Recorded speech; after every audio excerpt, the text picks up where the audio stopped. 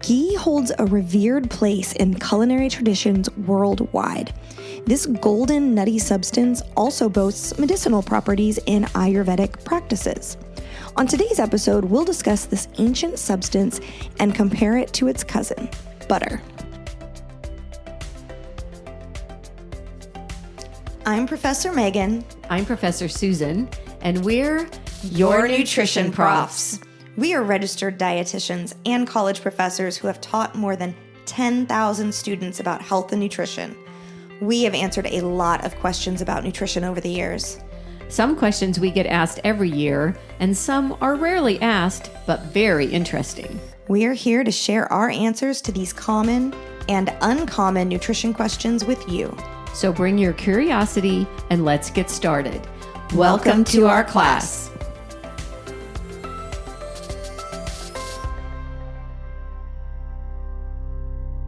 Welcome, everybody, to our podcast. We hope you're all doing well. We are having so much fun answering your questions. If you have a question you'd like your nutrition profs to answer, please visit our website or email us at yournutritionprofs@gmail.com. Okay, so our question today comes from a listener, Jason, and he listens in Houston. And he asked, is ghee better than butter? And honestly, I didn't know the answer, so it's been good to do a little bit of research. Thanks for the question, Jason, and thanks for listening.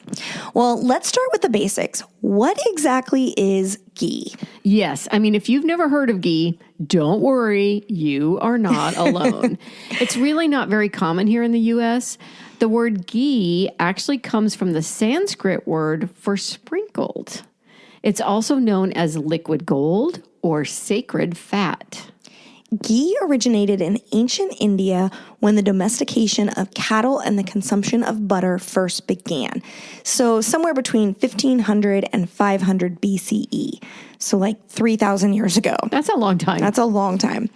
And it's reported that ghee was created to prevent butter from spoiling during warmer weather. Ghee is often labeled as the foundation of Indian cooking.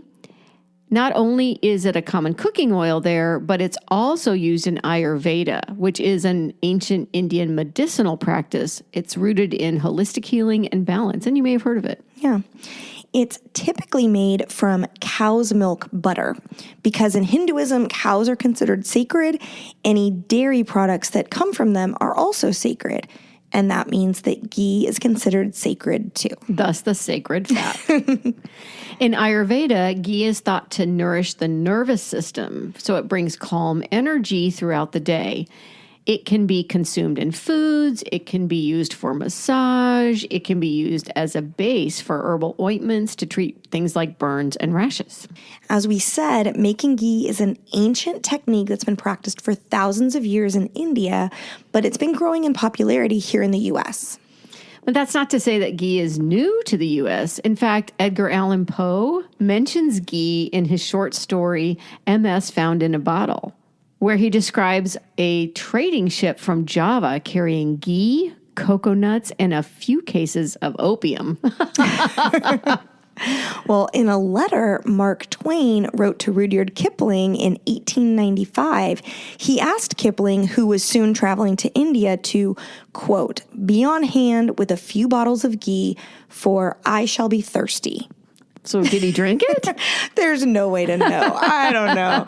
But more recently, ghee became a bit more common thanks to the paleo diet and bulletproof coffee. Oh. Do you remember bulletproof coffee? I do. Yeah, I remember it being called bullet coffee quite a bit. Right. Isn't that where you put butter in your coffee for a whole host of purported yet unproven benefits? Yes. Well, in addition to butter, ghee was also recommended along with coconut oil. Wow. I've never had bulletproof coffee. I don't really want to. I don't either. I like butter and I like coffee. Not together. Not together. Well, ghee is sometimes called a superfood on the internet because it is considered a more flavorful and nourishing alternative to butter. It's rich in antioxidants and omega-3 fatty acids. It also contains the fat-soluble vitamins A, E, and K. Some sources will even claim that it can boost immunity and fight inflammation. But keep in mind, most of the sites that talk about the amazing health benefits of ghee also sell it. So as always, buyer beware.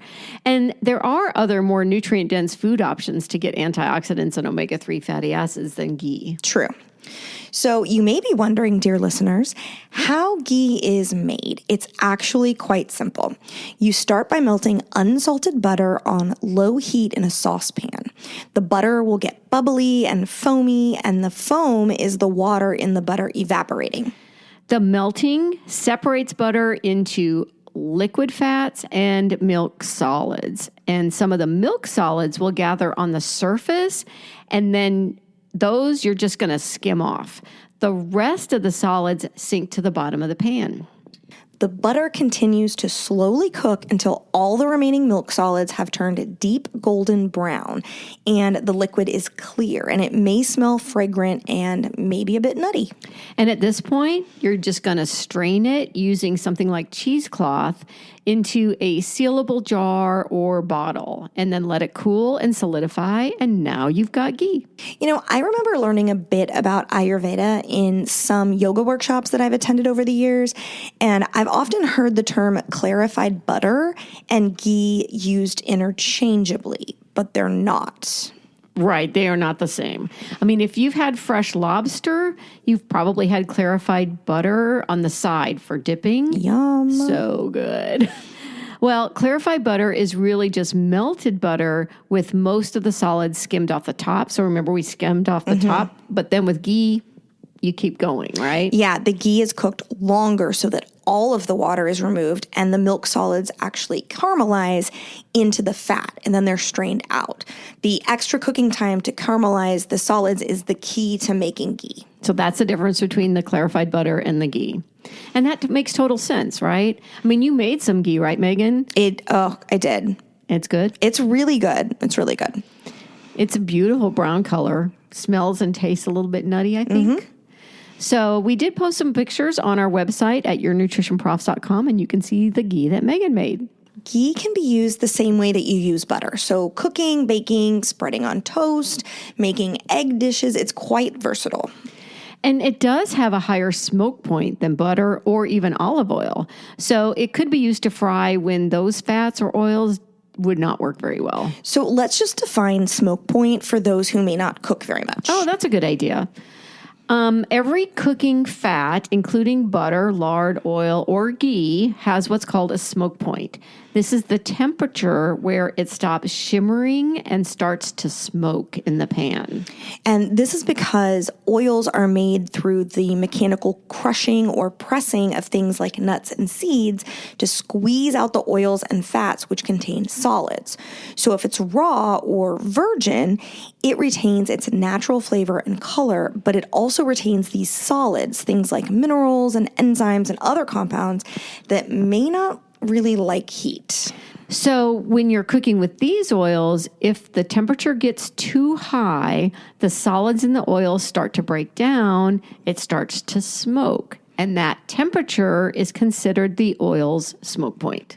And that high temperature causes the release of harmful free radicals and a substance called acrolein, which gives burnt food their bitter flavor and that stinky aroma. Oh, yeah. And as the oil degrades, it's also getting closer to what's called its flash point. This is the point where it starts producing ignitable gases. Yikes. Yeah, this is never good for your kitchen, especially for cooking on gas, an open flame. Yeah. But if you remove those compounds from the oil through filtering or other methods, you can cook it to a higher temp before any of this smoking, free radical releasing, burnt food, ignitable gases thing happens. And you can use this oil for more cooking methods. So, butter contains milk solids like casein and whey, but with ghee, the solids have been removed. So, it has a higher smoke point than most oils, including olive oil or butter. So olive oil has a smoke point of 350 to 400 degrees Fahrenheit, depending on its virginity. The more virgin it is, like extra virgin, the lower its smoke point because it has more solids. Butter smoke point is about 350 degrees Fahrenheit. Clarified butter has a little higher smoke point of about 480 degrees, but ghee's is a whopping 485 degrees. Wow. That's hot. Yeah, so if you need to cook or fry something at a really high heat, consider using ghee instead of butter. So what about the nutritional value of ghee versus butter? Well, 1 tablespoon of ghee, which is about the size of a woman's thumb, has about 30 calories more than butter. And it also has more total and saturated fat. This is because butter has a little more water than ghee. Yeah, because we've cooked it off. Right. Well, the rest of the nutrition in butter versus ghee is about the same. For both, the calories come pretty much exclusively from fat, saturated fat in particular, and they both contain fat-soluble vitamins A, E, and K. So ghee is not more nutritious than butter. They're both really calorie dense, though, so definitely moderation is key. Often, ghee is touted as an alternative for those with lactose intolerance. Since ghee has no milk solids like casein or whey, it also doesn't have any lactose. So that's technically true. I'm sensing a but. But butter also contains very little lactose. So many who are lactose intolerant are perfectly fine with butter. So both butter and ghee would be easier to digest for those who are lactose intolerant. But if you have an allergy to casein, both butter and ghee should be avoided. Casein is the main protein in milk. Butter contains casein, and even though ghee is supposedly casein-free, commercially prepared ghee can be cross-contaminated during production. If you're making your own ghee and you're really good at getting out all of the milk solids, you may be okay. But if your allergy is very severe, we would recommend just avoiding ghee and butter completely.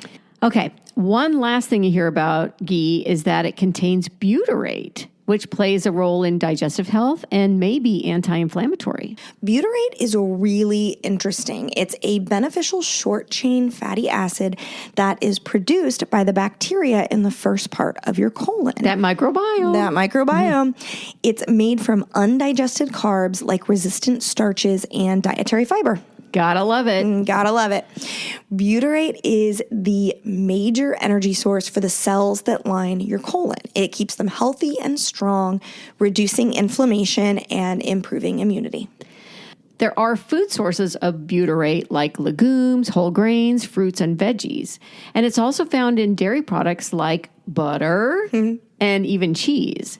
In fact, butter is considered the most abundant source of dietary butyrate. And since ghee is made from butter, it contains butyrate too.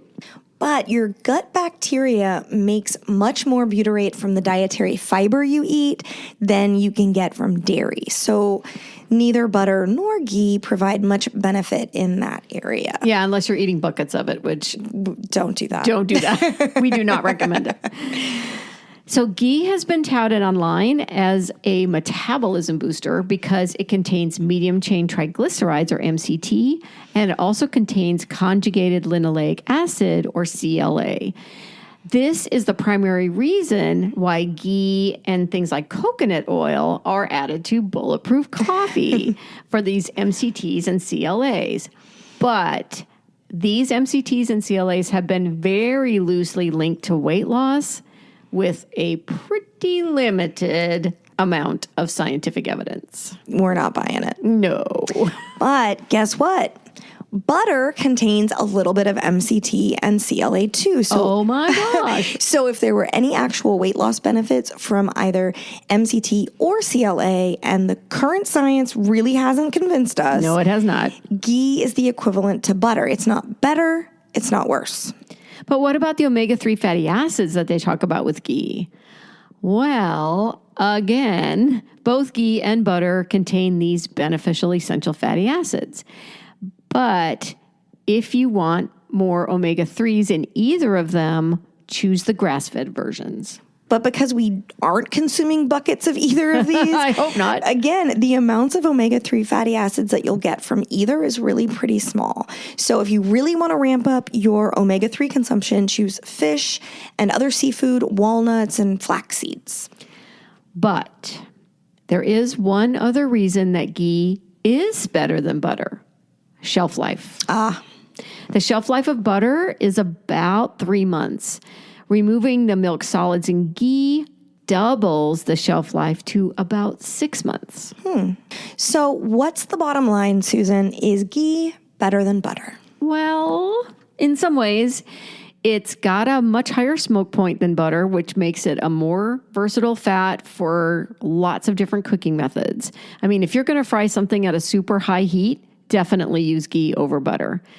And like we just mentioned, its shelf life is twice as long. But is ghee healthier than butter? Well, the nutrient values are about the same, although ghee is a slightly more concentrated source of calories. Both are very low in lactose, and both contain tiny amounts of butyrate and omega-3 fatty acids. So, should you use ghee instead of butter? It's really up to you. I mean, you can make it yourself, or you can buy it at some grocery stores or online. You can even find ghee with flavorings like vanilla bean, turmeric, or garlic. I found that. Yeah. We checked our local grocery store, H-E-B. Name brand butter is currently 31 cents per ounce, while the options for ghee ranged from 98 cents to $1.15 per ounce. Wow. I mean, 3 to 4 times more expensive. That's a bigger difference than I thought. Yeah. Online, I've seen it for even more, as much as $1.66 an ounce. Oh my gosh. And those flavored ones were even higher. I'm sure. So if you're going to use ghee, you may want to save it for a special dish you're making.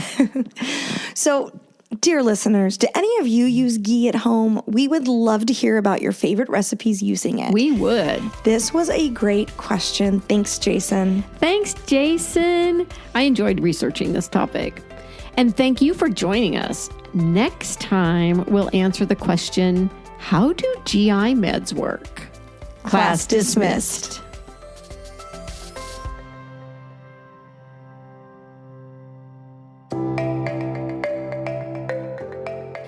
We hope you enjoyed this episode. You can find the show notes and a list of sources on our website, yournutritionprofs.com.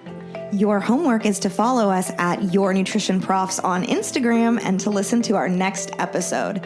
You can listen on Amazon Prime, Apple Podcasts, Spotify, or anywhere podcasts are found. We'd appreciate it if you'd like us, write a review, subscribe, and invite your family and friends to join us too. If you have a nutrition or health question you'd like answered, let us know. We may do a show about it. Send an email to yournutritionprofs@gmail.com or click on the Contact Us page on our website. Thanks to Brian Pittman for creating our artwork. You can find him on Instagram at BrianPittman77. See you next time.